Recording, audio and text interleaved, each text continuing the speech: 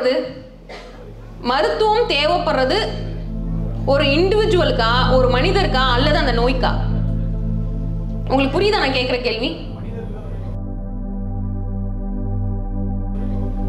இப்போ ஒருத்தர் வராரு, ஹார்ட் அட்டாக் வந்து இவ்வளோ பெரிய ப்ரிஸ்கிரிப்ஷன் கொடுத்தாரு. டாக்டர் இதை இன்னும் 40 நாளைக்கு சாப்பிட சொன்னாங்க. போய் அட்டாக்கோட அட்மிட் ஆனாரு. இன்னொரு 40 நாள் எடுக்க சொன்னாங்க. அடுத்து இன்னொரு 40 நாளைக்கு அடுத்த மருந்து, இப்படி வரிசையாக ஒரு லிஸ்ட் கொண்டு வந்து கொடுக்குறாரு. அவர்கிட்ட கேட்க வேண்டிய முதல் கேள்வி என்ன நிகழ்வு நடந்தது சார்? நைட்டு நல்லா படுத்தேன். என்ன பிரச்சனையில படுத்தீங்க? உக்ரைனில் பையனை படிக்க ஆரம்பிச்சிருக்காரு. அவங்க ரிட்டர்ன் திருப்பி வந்துட்டாங்க. என்ன பண்ணான்னு தெரியல பையனோட ஃபியூச்சர். அவ்வளோதான், ஹார்ட் அட்டாக் வந்தது. அப்போ இந்த காரணம் தெரியாம நீங்க திரும்ப திரும்ப மருந்து கொடுத்தா சரியாகுமா? அவர் பையன் செட்டில் ஆனார்னா அவர் ஹார்ட் சரியாகுமா? அவர் பையன் செட்டில் ஆகுற வரை அவர் ஹார்ட் சரியே ஆக போறதில்லை. அவர் பையனை பார்த்துக்கிட்டே தான் இருப்பாரு. பையனை பார்க்க பார்க்க என்ன ஆகும்? திரும்ப திரும்ப அவரோட இதயம். அப்போ நம்ம 40 நாள் மருந்து, அடுத்து ஹார்ட்டுக்கு ஆஸ்பிரின், அது இது குளோபோமேட், அது இது வரிசையா பிபி, ஹார்ட்டுக்கு எல்லாம் மருந்து என்ன பண்ணுவோம்? அப்போ மருத்துவம் தேவைப்படுறது மனிதனுக்கா அல்லது நோய்க்கா? மனிதனுக்கு. ஒவ்வொரு தனி மனிதனுக்கு தான் மருத்துவம் தேவைப்படுது. நோய்க்கு மருந்து இல்லை. ஹார்ட் அட்டாக்குன்னு ஒரு மருந்து இல்லை, ஹார்ட்டுக்குன்னு ஒரு மருந்து இல்லை, டயபெட்டிஸ்க்குன்னு ஒரு மருந்து இல்லை, அல்சருக்குன்னு ஒரு மருந்து இல்லை. ஆனா ஹார்ட் அட்டாக் வந்தவருக்கு மருந்து இருக்கு, டயபெட்டிஸ் வந்தவங்களுக்கு மருந்து இருக்கு. ஏன் டயபெட்டிஸ் ஆச்சு? நீங்க அப்படியே மெதுவா பின்னாடி பொறுமையா ஹிஸ்டரி கேட்டு பாத்தீங்கன்னா சொல்லுவாங்க, எங்க அப்பா கொஞ்சம் கம்மியான வயசுல தவறிட்டார். ஒரு கேன்சர்ல இருந்தார் 3 மாசம். அவரோட போராடி பார்த்தோம், சரியாகல. அப்ப இருந்து எனக்கு சுகர் அப்ப ஸ்டார்ட் ஆன சுகர் இப்போ வரை சரியாகல. ஏதோ ஒரு ஆக்சிடென்ட் நடந்தது, அந்நேரம் கீழே விழுந்துட்டேன், ஒரு போன் ஃப்ராக்சர் ஆச்சு. அப்பதான் நான் சுகர் இருக்கதே கண்டுபிடிச்சேன். அதுக்கப்புறம் ஃபுல்லா 15 வருஷமா சுகர் மாத்திரை எடுக்கிறேன். ஆக்சுவலி அப்பதான் சுகர் கண்டுபிடிச்சாருல, அப்பதான் ஒரு சுகர் வரவே செஞ்சிருக்கும். ஏதோ ஒரு அதிர்வு நடக்குது நம்ம வாழ்க்கையில, ஏதோ ஒரு அதிர்ச்சியான நிகழ்வு நடக்குது. உடனே உடம்பு என்ன தெரியுமா பண்ணும்? ஏதோ ஒரு பிரச்சனை வந்துருச்சுப்பா, அதுல இருந்து உன்னை பாதுகாக்கணும். அப்ப என்ன பண்ண வேணும்? நம்மளுக்கு நிறைய குளுக்கோஸ் வேணும், நிறைய சர்க்கரை சத்து உடம்புக்கு வேணும். என்ன பண்ணிக்கும் உடம்பு? நிறைய சர்க்கரை சத்தை சேர்த்து வச்சுக்கும். ஏதோ ஒரு பிரச்சனையில இருக்கான், மயக்கம் போட்டு விழுந்துட போறான், நிறைய சர்க்கரை சத்தை சேர்த்து வச்சுப்போம், அவனை பாதுகாப்போம்னு சொல்லி உடம்பு என்ன பண்ணுது? சுகரை, சர்க்கரை சத்தை அதிகப்படுத்தி வச்சுக்குது. ஆக்சிடென்ட் ஆகும்போது பாத்தீங்கன்னா சுகர் ஜாஸ்தி தான் இருக்கும். கொரோனா ஹாஸ்பிட்டல் அட்மிட் ஆகும்போது பாத்தீங்கன்னா சுகர் ஜாஸ்தி தான் இருக்கும். ஏதோ ஒரு நிகழ்வு, வீட்டுல ஒரு பிரச்சனை நடக்குது, அந்நேரம் போய் பாத்தீங்கன்னா சுகர் ஜாஸ்தி தான் இருக்கும். ஏன்னா உடம்பு என்ன பண்ணுது? தற்காப்புக்காக சுகரை சேர்த்து வச்சுக்குது. அந்நேரம் போய் நம்ம டெஸ்ட் எடுத்துட்டு அதுக்கப்புறம் என்ன பண்றோம்? 15 வருஷமா அதே சுகர் டேப்லெட். 2 தப்பு பண்றோம். ஒண்ணு, மருந்தையும் விடுறதில்ல, நம்ம மனோபாவத்தையும் விடுறதில்ல. அப்போ ஏதோ ஒரு இழப்பு, அந்த இழப்பை விட்டுட்டு அடுத்து நம்ம மனநிலையை மாத்திட்டு அதை விட்டு வெளியே வராங்கன்னா வெளியே வரதே இல்லை. 10 வருஷமா அதே சோகம், அதே துக்கம். எங்க அப்பா இறந்துட்டாரு, எங்க அப்பாவை சரியா என்னால பார்க்க முடியல. எத்தனை வருஷமா? 15 வருஷம், 20 வருஷமா அதை சுமந்துக்கிட்டே இருக்கும். இப்போ நான் ஒரு எக்ஸாம்பிள் கேட்குறேன். நீங்க எல்லாருமே அந்த கூல் டம்ளர் இருக்கு இல்லையா, அதை கையில் எடுத்துக்கங்க. கூல் குடிக்கலாம் சொல்லலை,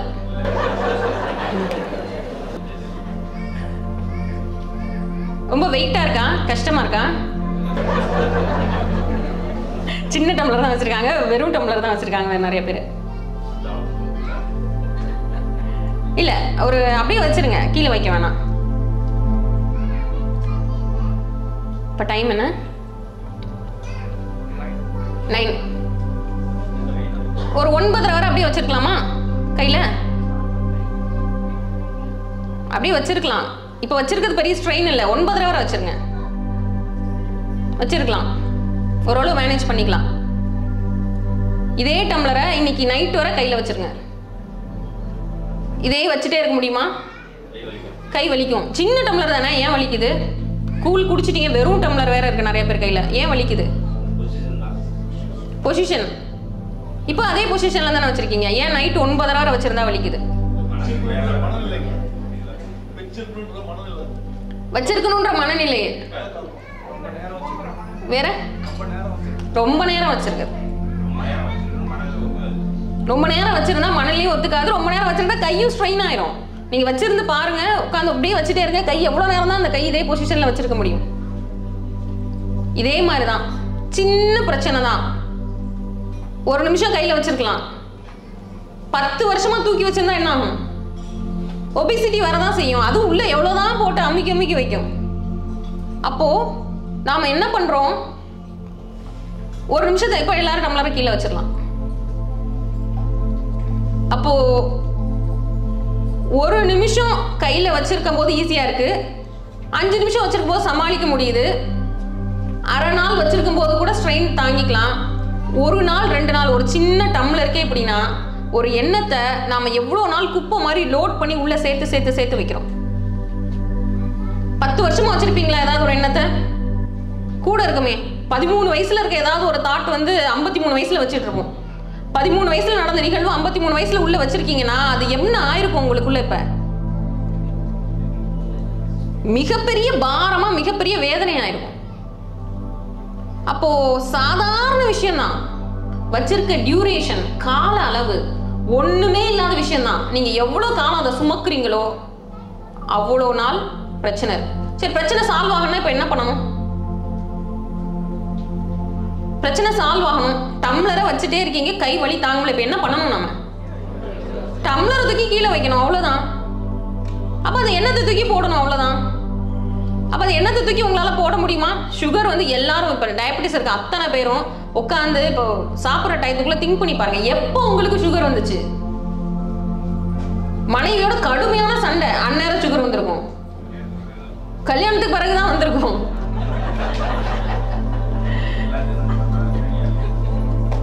மாமியார் மருமகள் சண்டை இருக்கும், அந்த லேடிக்கு வந்திருக்கும்.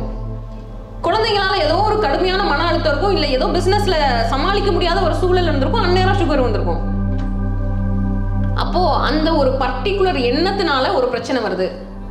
அப்ப அந்த பிரச்சனை சால்வ் ஆகணும்னா என்ன பண்ணணும்? அந்த எண்ணத்தை தூக்கி வச்சிடணும். அதை தூக்கி வைக்கிறது ஈஸியானா? அதான் கிடையாது. அவ்வளவு ஈஸியா?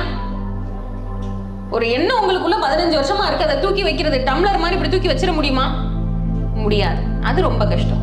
ஆனா முத்திரைகளோட அது ரொம்ப ஈஸி. ஏன் அப்படின்னா முத்திரைகள் மனதோட நேரடியா தொடர்புடையதா. அப்போ கையில ஒரு பர்டிகுலர் பொசிஷன் வைக்கிறதன் மூலமாக நம்மளால என்ன பண்ண முடியும்? நமக்கு முன்னாடி 15 வருஷம் முன்னாடி, 20 வருஷம் முன்னாடி, 30 வருஷம் முன்னாடி உள்ள கிடக்கிற ஸ்டோர் பண்ணிருக்க அந்த குப்பை என்ன பண்ண முடியும்? வேரோட தூக்கி போட்ட முடியும். வேரோட தூக்கி போட்டோம்னா நம்மகிட்ட இருக்க முக்காவாசி உடல் சார்ந்த பிரச்சனை நம்மளுக்கு கிடையாது. இப்ப நம்ம சிம்பிளா எல்லாரும் ஒரு முத்திரை பண்ண போறோம். இப்ப இங்க டீனேஜர்ஸ் கொஞ்சம் பேர் இருக்காங்கன்னு நினைக்கிறேன், சின்ன பசங்க கொஞ்சம் பேர் இருக்காங்க. அவங்க மட்டும் அற்புதமா அந்த முத்திரை பண்ணுவாங்க. நமக்கெல்லாம் எப்படி அந்த முத்திரை கைகள்ல வருது அப்படின்றத பார்க்க போறோம். ரொம்ப சிம்பிள். இந்த முத்திரை பேரு தாமரை முத்திரைன்னு பேரு. பரதநாட்டிய ஸ்டெப் இருக்கு இல்லையா, இப்படி தாமரை மாதிரி உங்களுடைய நெஞ்சு பகுதிக்கு நடுவுல இந்த 2 கைகளை, சுண்டு விரல் 2ஐயும் இப்படி சைடு சேர்த்துக்கோங்க.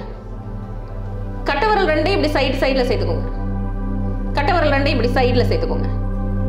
சேர்த்துட்டீங்களா? இப்போ உங்களுடைய முகத்துக்கு கொஞ்சம் கீழே, நெஞ்சு பகுதிக்கு கொஞ்சம் மேல இந்த 2 விரல்களை இப்படி விரிச்சு வச்சுக்கிறீங்க. ஆமா, ஸ்ட்ரைட்டா உட்காரலாம் முடியாது. ஸ்ட்ரைட்டா உட்கார்றது வேற ஒரு முத்திரை இருக்கு. அவங்க பாட்டு ஃப்ரீயா ரிலாக்ஸா உட்கார்ந்துருக்கட்டும்.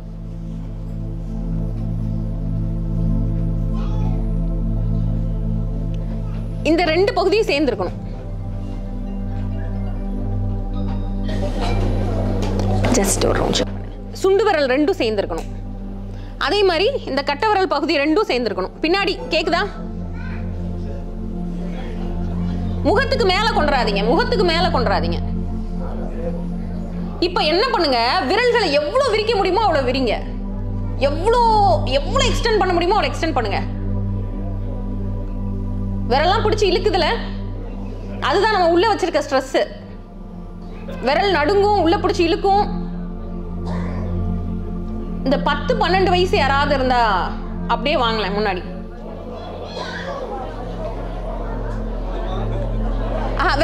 விரல் நல்ல விரிக்கணும். அவங்க அந்த பாப்பா கொடுங்க, நல்ல விரல் விரிங்களேன். அப்படியே உட்காருங்க, இங்கே உட்காருங்க. விரல் ஃபுல்லா விரிக்கணும், ஃபுல்லா. தாமரை முத்திரை யாருக்கு நல்லா வருது அவங்கள, குட்டி பசங்களை கூப்பிடுங்களேன். ஐயா மருதமலை ஐயா, பசங்க யாருக்கு ஃபுல்லா விரல் விரிக்க முடியுது?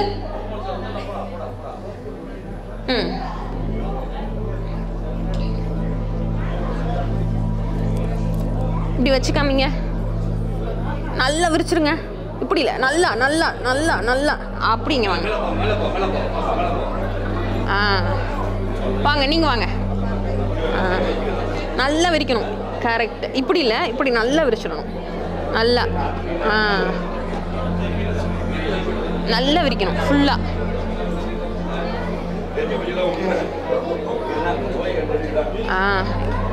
இப்படி நல்லா விரிச்சணும். Very good. இப்போ இந்த குழந்தைங்க விரிக்கிற மாதிரி யாரெல்லாம் விரிக்க முடியுது? ஃபுல்லா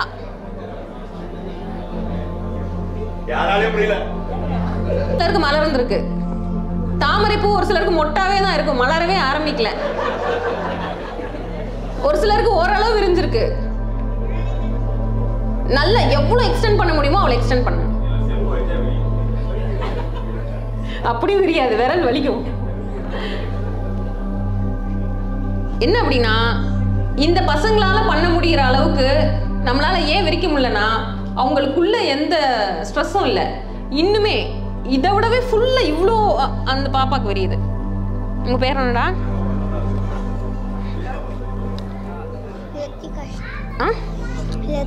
லத்திகா ஸ்ரீ. லத்திகா ஸ்ரீ இன்னும் நல்லா ஃபுல்லா.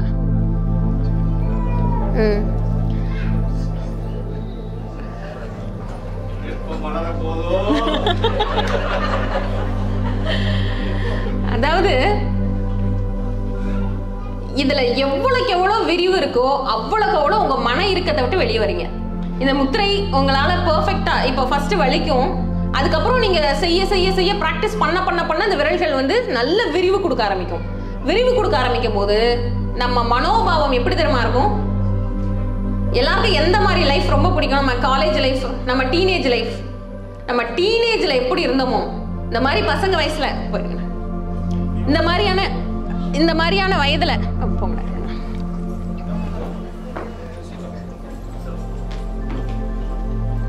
இந்த பசங்களோட ஏஜ்ல நாம எப்படி எந்த கவலையும் இல்லாம, மனதுக்குள்ள எந்த அழுத்தமும் இல்லாம இருந்தோமோ அந்த மாதிரியான மனோநிலை, அந்த மாதிரியான ஸ்டேஜுக்கு உங்களை கொண்டு போகும். இப்ப இந்த முத்திரையை வச்சு நாங்க ஒரு எக்ஸ்பெரிமெண்ட் பண்ணோம். இதே மாதிரி ஒரு 100 பேர் 150 பேர் இருக்க ஒரு ஹால். இந்த முத்திரை பண்ண முன்னாடி எல்லாத்தையும் ஒரு போட்டோ எடுத்து வச்சுப்போம்.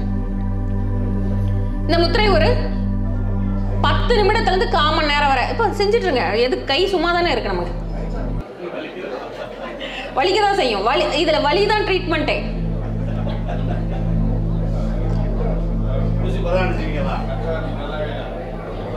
இப்போ நம்ம ஒரு 1/4 மணி நேரம், 10 நிமிஷத்துல இருந்து 1/4 மணி நேரம் இதை கையில வச்சிருக்கும் போது என்ன ஆகும் அப்படின்னா, வலி வர்றது உங்களுக்கு தெரிஞ்சது. உங்களுக்கு உள்ள நடக்கிறது என்ன அப்படின்னா, நம்முடைய மனோபாவம், மனோநிலை ஒரு டீனேஜர், சின்ன பையனுடைய, ஒரு காலேஜ் ஸ்டூடெண்டோடைய மனோபாவத்துக்கு மாறுது. எந்த கவலையுமே இல்லாத அந்த துள்ளலான வயசு மனோநிலைக்கு நீங்க போறீங்க.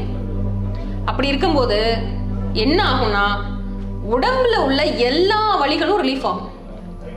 எந்த வலியா இருந்தாலும் சரி, அது இடுப்பு வலியா இருக்கட்டும், தலைவலியா இருக்கட்டும். இதை நீங்க தொடர்ச்சி ஒரே இந்த ஒரு முத்திரையை மட்டும் தொடர்ச்சியா ரெகுலரா பண்ணீங்க அப்படின்னா, பிபி கிடையாது, ஹார்ட் அட்டாக் கிடையாது, டயபெட்டிஸ் கிடையாது, எந்த வியாதியுமே கிடையாது. ஏன்? 1/4 மணி நேரம், காலையில ஒரு 1/4 மணி நேரம், சாயங்காலம் ஒரு 1/4 மணி நேரம். இது மனதில் இருக்க இறுக்கத்தை, இது மட்டும் இல்ல, நான் சாதாரணமா பிபி டயபெட்டிஸ் சொல்றேன், கேன்சர் கிடையாது.